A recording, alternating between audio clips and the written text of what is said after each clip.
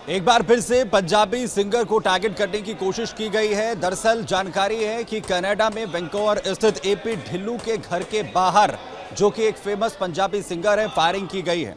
Firing की यह घटना उनके घर के बाहर वैंकूवर में अंजाम दिया गया है, जिसके बाद जहां एक तरफ जांच एजेंसियां अलर्ट मोड पर आ गई हैं, एपी ढिल्लों की सुरक्षा को लेकर जांच शुरू कर दी गई है, तो वहीं जो आरोप है लॉरेंस बिश्नोई और गोल्डी बराड़ के गैंग पर लगते हुए नजर आ रहे हैं। आपको बताएं कि जिस तरीके से इससे पहले मशहूर सिंगर सिद्धू मूसेवाला हत्याकांड को अंजाम दिया गया था, उसके बाद अब एपी ढिल्लों पर भी इसी तरीके से टारगेट करने की कोशिश हो रही है। दरअसल एपी ढिल्लों का कनाडा के वैंकूवर में घर है, जहां पर इस पूरी घटना को अंजाम दिया गया है। जब ये पूरी घटना सामने आई है, उसके बाद एपी ढिल्लों की सुरक्षा को लेकर भी सवाल उठ रहे हैं और इसके अलावा उनकी सुरक्षा बढ़ाए जाने की भी मांग यहां पर तेज हो चुकी है।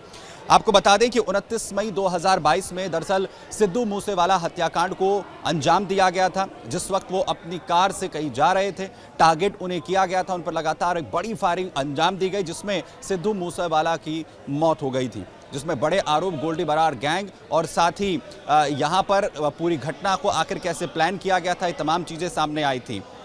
आपको बताएं कि सिद्धू मूसेवाला हत्याकांड को लेकर जिन तमाम लोगों की तरफ से सवाल उठाए गए थे, उसमें से एपी ढिल्लों भी एक हैं। एपी ढिल्लों सिंगर लगातार सिद्धू मूसेवाला हत्याकांड को लेकर आवाज़ उठाते रहे। एपी ढिल्लों ने इससे पहले भी ये मांग की थी कि सिद्धू मूसेवाला हत्याकांड को लेकर जो जांच है वो यहाँ पर तेज़ की जाए। वहीं इस पूरी घटना को लेकर जो जिम्मेदारी है वो गोल्डी बराड़ और लॉरेंस बिश्नोई गैंग की तरफ से ली जा रही है। आपको बताएं कि जो गोल्डी बराड़ है, उसे बताया जाता है कि वो देश के बाहर इस वक्त है, जिसको पकड़ने के लिए जो जांच एजेंसियां लगातार कोशिश कर रही हैं। तो वहीं दूसरी तरफ लॉरेंस बिश्नोई इस वक्त भारतीय जेल में बंद है और लॉरेंस बिश्नोई गैंग पर लगातार ये सवाल उठते रहे हैं। कई बार ये आरोप भी लगे हैं कि इस तरीके की घटनाओं को अंजाम देने में लॉरेंस बिश्नोई गैंग का पूरी तरीके से हाथ है। वहीं हालांकि एपी ढिल्लों को लेकर ये किस तरीके से इस हमले को अंजाम दिया गया, इसके पीछे क्या कुछ वजह है, ये अभी तक साफ नहीं है। लेकिन खालिस्तान समर्थक लगातार जिस तरीके से कनाडा से लगातार अपनी आवाज़ उठाते रहे हैं, खालिस्तान का समर्थन लगातार करते रहे हैं, एपी ढिल्लों उन तमाम लोगों में से एक हैं जो इसके मुखालफत लगातार उनकी तरफ से की गई है।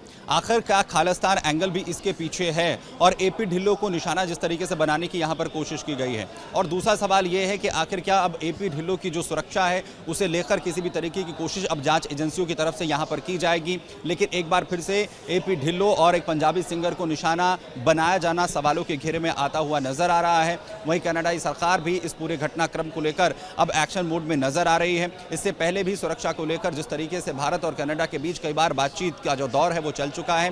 कनाडा ने उस वक्त भी कई आरोप जो हैं वो खालिस्तान समर्थकों को लेकर भारत पर लगाए थे, जिसका कड़ा जवाब भारत की सरकार की तरफ से दिया गया था। खालिस्तान को लेकर किसी भी तरीके का मूवमेंट, किसी भी उस तरीके के लोगों के खिलाफ कोई भी एक्शन भारत के बाहर भारत जो है वो नहीं ले रहा है। हालांकि भारत लगातार उन तमाम देशों को और खासतौर पर कनाडा को चेतावनी देता रहा है कि खालिस्तान के मूवमेंट को समर्थन करने वालों का कनाडा जो है वो किसी भी तरीके से समर्थन ना करे। लेकिन गोल्डी बराड़ गैंग की यहाँ पर अगर हम बात करें तो सवाल ये है कि किस तरीके से एपी ढिल्लों को जब निशाना बनाया गया है, तो आखिर क्या इसमें अब आगे कार्रवाई सुरक्षा बलों की तरफ से यहां पर की जाती है। कनाडा सरकार आखिर इस पर क्या कुछ एक्शन जो है वो लेती है और एपी ढिल्लों की सुरक्षा क्या यहां पर बढ़ाई जाए, क्योंकि सिद्धू मूसेवाला हत्याकांड जब ये अंजाम दिया गया था, मुझसे मात्र एक दिन पहले ही सिद्धू मूसेवाला की सुरक्षा वापस ली गई थी, जिस पर बाद में गंभीर सवाल पंजाब सरकार को लेकर भी खड़े हुए थे।